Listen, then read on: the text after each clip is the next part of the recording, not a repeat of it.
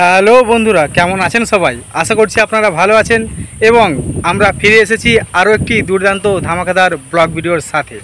আজকে আপনারা এই ভিডিওর মাধ্যমে দেখতে পাবেন আলিপুর জেল মিউজিয়ামের দ্বিতীয় খণ্ডটি। আলিপুর জেল মিউজিয়ামের দ্বিতীয় খণ্ডে ঠিক কী আকর্ষণীয় দৃশ্যগুলি রয়েছে সেইগুলি আজ আপনারা এই ভিডিওর মাধ্যমে দেখতে পাবেন। তো চলুন আমরা প্রবেশ করি আলিপুর জেল মিউজিয়ামের দ্বিতীয় খণ্ডে।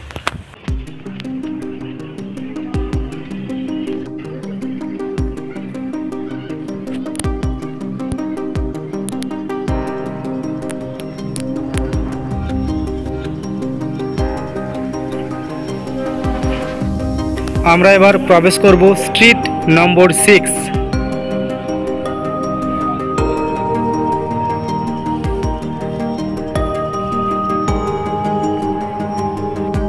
আদৌ কি এই ভিডিওটির মাধ্যমে আপনাদের আনন্দ দিতে পারছি, নাকি সম্পূর্ণটাই দুঃখে ভরা সিচুয়েশান? তো চলুন, আমাদের কাছে কিন্তু সময় সীমাবদ্ধ। আমরা 4টের সময় টিকিট কেটে প্রবেশ করেছিলাম, মাত্র 2 ঘন্টা সময় দেওয়া হয়েছে আমাদের পুরো মিউজিয়ামটা ভ্রমণ করার জন্য। এরপরে কিন্তু 6টার পর থেকে নাইট শো শুরু হবে। নাইট শোর জন্য আলাদা টিকিট কাটতে হবে। তো সেই নাইট শো দেখার জন্যই আমরা তৈরি করব পর্ব 2।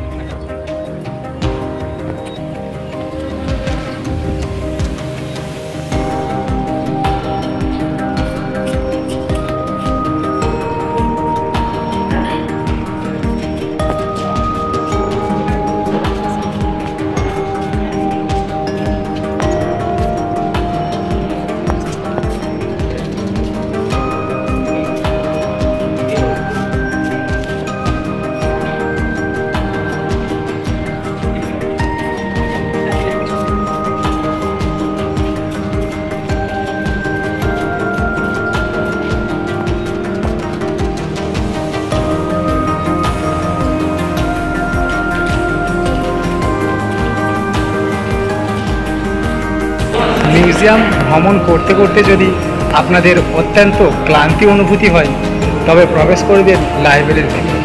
লাইব্রেরির ভেতরে লাগানো রয়েছে এসি। এটি কিন্তু সম্পূর্ণ এসি রুম। আচ্ছা, দেশ স্বাধীন হওয়ার আগে যদি এরকম সুব্যবস্থা দেওয়া হতো ওনাদের, দেশ কি স্বাধীন হতো? আর আজকে কি আদেও ভারতবর্ষ স্বাধীন হয়েছে, নাকি পরাধীনতার শিকার রয়েছে? এখন কোশ্চেন করছি আপনাদের।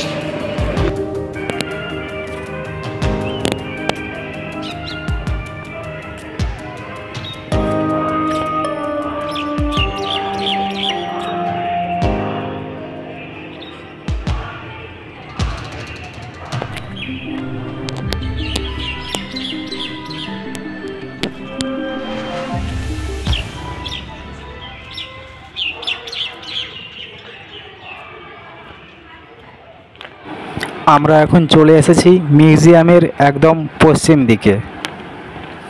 আমরা এবার ধীরে ধীরে ভ্রমণ করব পশ্চিম অংশটি। দেখে নেব পশ্চিম অংশে কী কী আকর্ষণীয় দৃশ্যগুলি রয়েছে।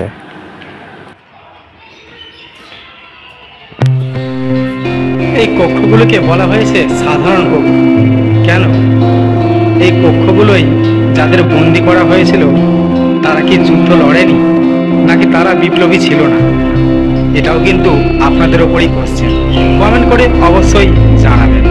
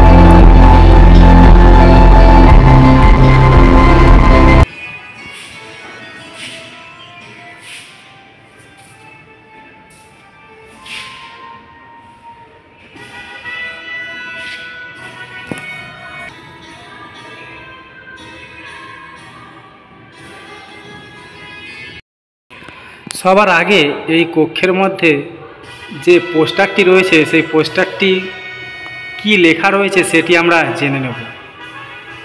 দ্বীপান্তরের বন্দি জীবন। 19 শতকের শেষ থেকে উপনিবেশিক ভারতের স্বাধীনতা সংগ্রামের অসংখ্য সৈনিক ছিলেন সশস্ত্র পথের বিপ্লবীরা। ফাঁসির পাশাপাশি যাদের বেশিরভাগেরই দ্বীপান্তরের শাস্তি হয়েছিল আন্দামানে। মূলত তাদের জন্যই বানানো হয় নিশ্ছিদ্র ও দুর্ভেদ্য দুর্গের সেলুলার জেল, যা কালাপানি নামেও পরিচিত ছিল। অসহনীয় অত্যাচার এবং নিপীড়নের মধ্যে এখানে বন্দি জীবন কাটিয়েছেন অসংখ্য স্বাধীনতা সংগ্রামী, যাদের এক বিরাট অংশ ছিলেন বাঙালি। তাদের সংগ্রাম ও সৌরজ্যের এক ঝলক দেখা যাবে এই প্রদর্শনীতে। এই প্রদর্শনীর কথাই উল্লেখ করা হয়েছে এই পোস্টারটির মধ্যে। এই যে সেলুলার জেলের ম্যাপটি আপনারা দেখছেন, এটি সম্পূর্ণভাবে বাস্তবায়িত হয়েছে আন্দামানে।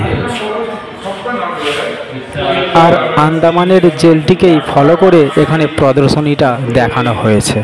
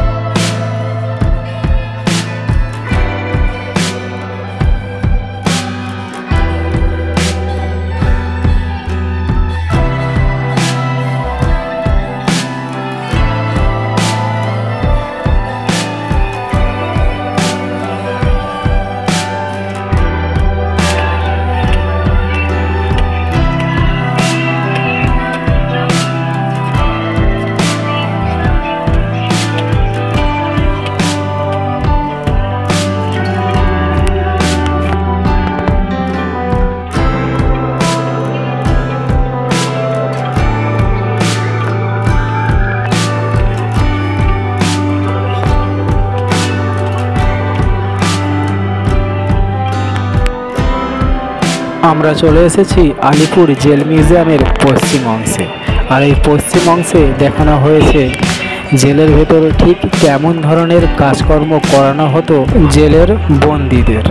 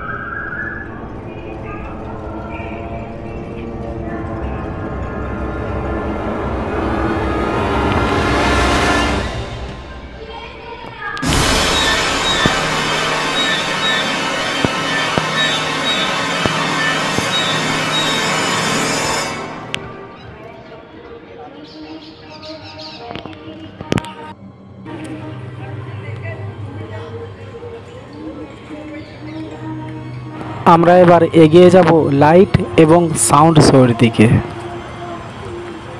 তবে তার আগে কাজী নজরুল ইসলামের রুমটি একবার ঘুরে আসবো।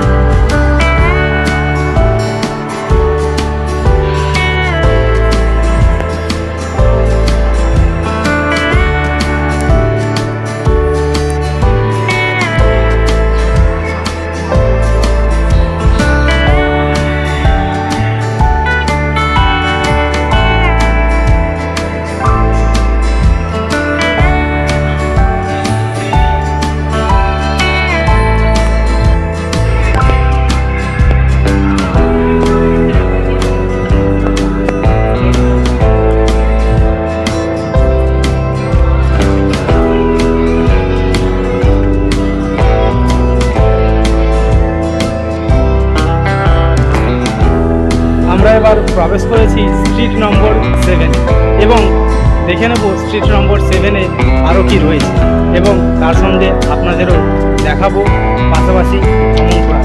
তো চলুন, আমরা এবার ভিডিওর অন্তিম পর্বে চলে এসেছি।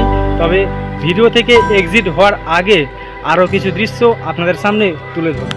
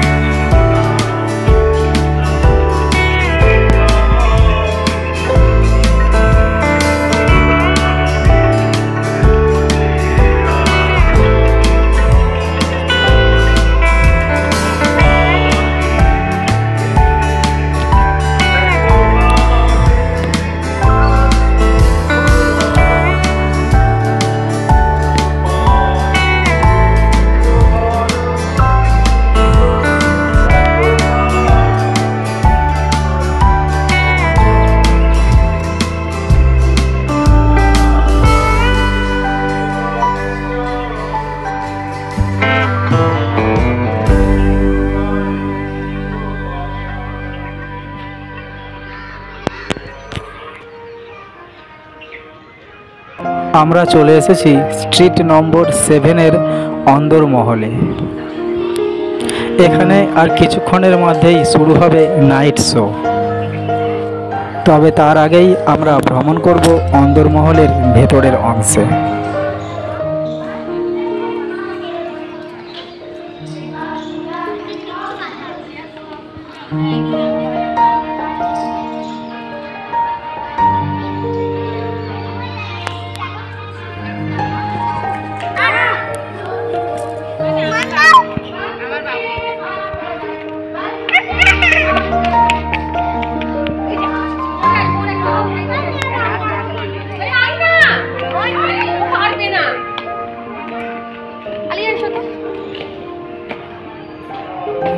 Let's try it out.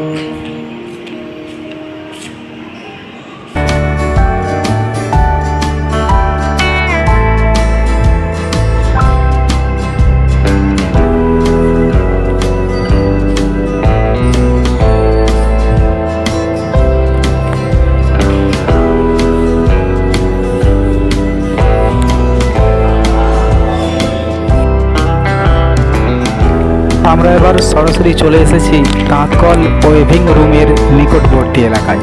আমরা এখান থেকে দর্শন করব কিভাবে তাঁতকলের কারুকার্য করা হতো জেলের মধ্যে।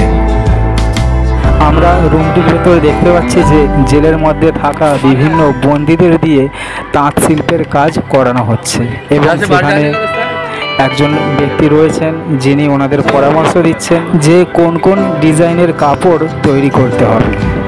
এবং এর নিকটবর্তী এলাকাতেই রয়েছে বাথরুম, আর তাই বাথরুম নিয়ে আপনাদের কোনো সমস্যা হবে না। স্ট্রিট নম্বর 6-এর মধ্যেই আপনারা পেয়ে যাবেন সুন্দর একটি ঝকঝকে বাথরুম।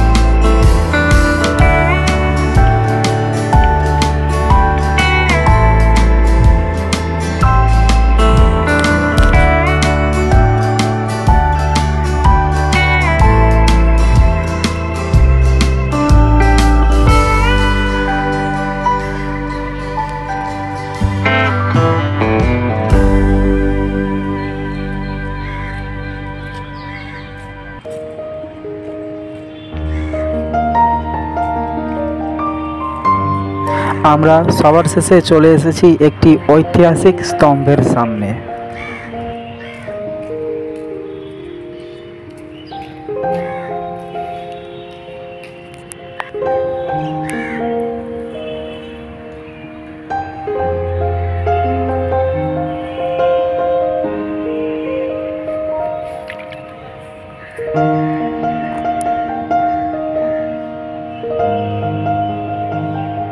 এবং স্তম্ভের সামনেই ঠিক এক্সিট পয়েন্টেই আপনারা পেয়ে যাবেন দোতলায় একটি সুন্দর কফি হাউস।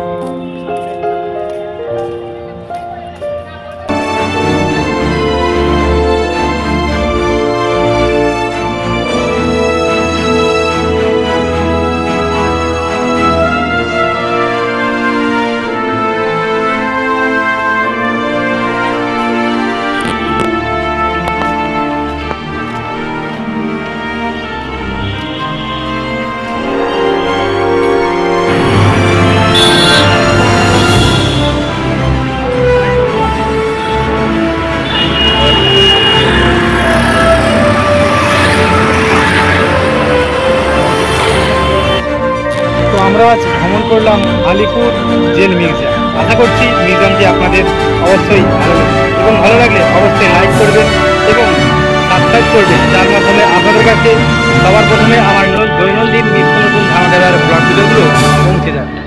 তো চলুন আমরা এবার এই ভিডিও থেকে এক্সিট করব এবং চলে যাব নতুন ব্লগ ভিডিওর উদ্দেশ্যে।